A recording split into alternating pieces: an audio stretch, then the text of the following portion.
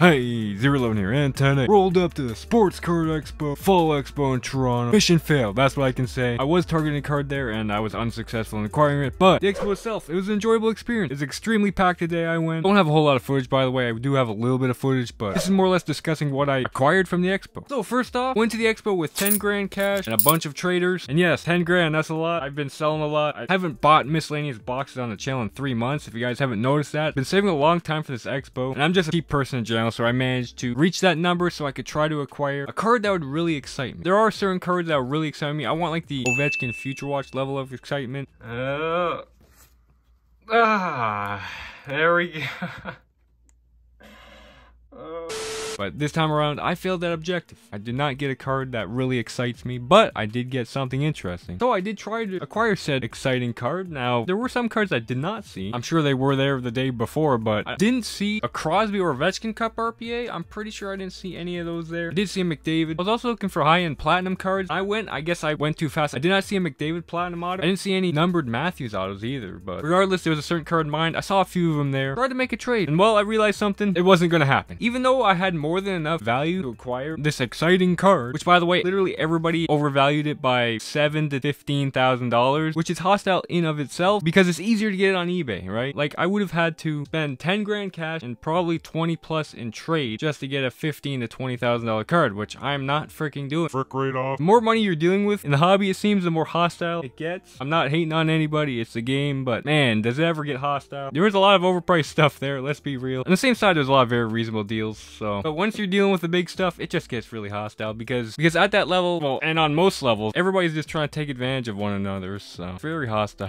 I shouldn't be saying this, but it's true. So I did not get that card. I was upset. I was punching the air. It's been so long trying to build up to acquire this card. I mean, I've been acquiring cards to try to trade for it since the beginning of the year. Like, I brought some serious traders, like more than enough to trade for it. But if I want to get this card, I'm just gonna have to buy it on eBay. That being said, I did something else, and this might be the worst thing I've ever done. It might be one of the best things I've ever done. Something stood out to me when I did my first go around at the expo, and well, I put it in the back of my head. And later on, when I realized I couldn't get the card I was looking for, I was like, you know what? Let's go after this card. This makes sense. So I bought my second Connor McDavid Future Watch auto, a raw one. I paid $9,000, which I like the price. Of course, you're wondering why is it raw? Like all these are graded, but this one was raw. Bought it for 9 grand. And well, I had a look over it. Didn't take it out of the case. Really, I didn't have a hard look at the surface. You can see me looking it over here. Everything looks solid on. So what I did first, I went to PSA. Well, as soon as I went there, they went on break. So it's like, all right, well, we're going to Beckett because there's only 2 options if you're grading this type of cards. So well, SGC would be another option. I don't know if they were there, but went to Beckett, and I did in fact submit the Connor McDavid Future Watch. On top of that, I submitted my Austin Matthews Future Watch in Scrub. Now this is the first time I've ever graded anything with anybody. The 2 cards came up to $922, which is exceptionally hostile. It's the premium one. It's the one that's apparently 2 to 3 weeks, so 10 to 15 business days. By the way, the Matthews, I've never touched that card myself once. It's been in the same case. I've never opened that case, but I'm really hoping for a 9.5. I'm really hoping it gets a gem mint. But yeah, I submitted those cards into Beckett, so expect a reveal video in about 3 years time. That's a big takeaway from the expo. Again, no experience in grading. I want to reveal these cards on video. I want to see the results right in front of me. So anybody has experience with this, how do I avoid not seeing the grades? I know they'll email me when the package comes in. Obviously, I'll open it blindfolded. I want to reveal it in front of you guys. I want the reaction because here's what's at stake with the McDavid. And yes, finally, I got pop reports. I was like, screw it, let's just sign up for Beckett. And also I can check the PSA finally. I finally realized I can do that now. But if you look at the values here, 8.5. Last one I saw sold in August for 7,500 Canadian. These are all in Canadian value. There's Pop 41. I would say it's closer to 9 now because that was 3 months ago. BGS 9, like one I have, Pop 191. That's going consistently for 10,000. I'd be disappointed if I got 9. Hopefully it's not at 8.5. I'd be okay with a 9. I'd be disappointed, but I'm hoping for a 9.5, which there are 211 BGS 9.5s out there. I put a value of 15 to 25. There's one here that sold for 22 something, I think. I'm thinking like a 15 would probably be like a min gem, and 25 would be like a 0.5 off of a 10, maybe even more than that. But that's a big fluctuation in value, and obviously there's a 10 out there. There's only one 10 out there, and it sold for like 85,000 US. And well, if you look over the 10, it's not perfect itself in the edges. Like with the McDavid Future Watch, I think they're more lenient on the edges with this card because they're just so bad. There's a big trimming scandal with this card, like where there's literal evidence of people trimming this card. But if you look over the one I just got, the corners and edges look fantastic. The only minor concern would be by the orange there on Future Watch. But like the 10 has some edge wear on there. 9.5s have similar edge wear. So I'm thinking there's a real shot getting a 9.5. If I get a 9, that's okay. I've been meaning to upgrade the McDavid, right? If I do get a 9.5, will I move my 9? Probably not. Like if you have 10 grand, that's like the most automatic purchase you can get. There's really not a better option, I feel. Then again, I still failed at my objective of the other card, which is disappointing. And well, I missed out on a lot of other stuff because I was focused on the big cards. So I definitely could have went another day and just focused on like going through dollar boxes and $5 boxes, really digging, which I didn't do. I kind of regret. Next Expo, I'll definitely go multiple times. Only went once this time around. But yeah, regardless, I really enjoyed the Expo. And also because I spent 10 grand there, I have no budget for any boxes right now for quite some time, which is kind of frustrating. It kind of hurts the momentum of the channel. I know that. I was going to get a case of platinum, but got this instead. I think this will be the better option. So there's that. Oh, one more thing. I need to ask this. Is there import fees? Am I going to get choo-choo trained for $1,500 when these come in? Like, I insured them for like 9 and 5,000 Canadian. So when I bought the McKinnon, it was 4,000 Canadian and there was 500 import fees. So am I going to get choo-choo trained for that? People that have done Beckett in Canada, let me know. This is just so risky. Make for a heck of a video. Let's be real. That reveal is going to make for a heck of a video, but I need to know how to not see my grades beforehand because I'll just ruin everything. But that's a pretty big fluctuation in value there. So that's going to make for one heck of a video. So stay tuned for that. And also I'm throwing this in at the end of the video. I gotta be quiet because it's the middle of the night because I'm a lunatic. But moving forward, I will be focusing on the channel, working on getting more boxes for the channel. I'm debating on doing another McDavid series or saving for cases of new stuff. Let me know which one would you rather see, a McDavid series or a case of a new product. And also this weekend, sorry I gotta talk quiet, but the Tim Hortons giveaway 120 packs, all the holes. That's this Sunday. I'm gonna reveal the winners. There's gonna be 2 winners. I might open more packs then, we'll see. But so there's that. I just want to throw that in at the end. And as always, thanks for watching, and I'll see you guys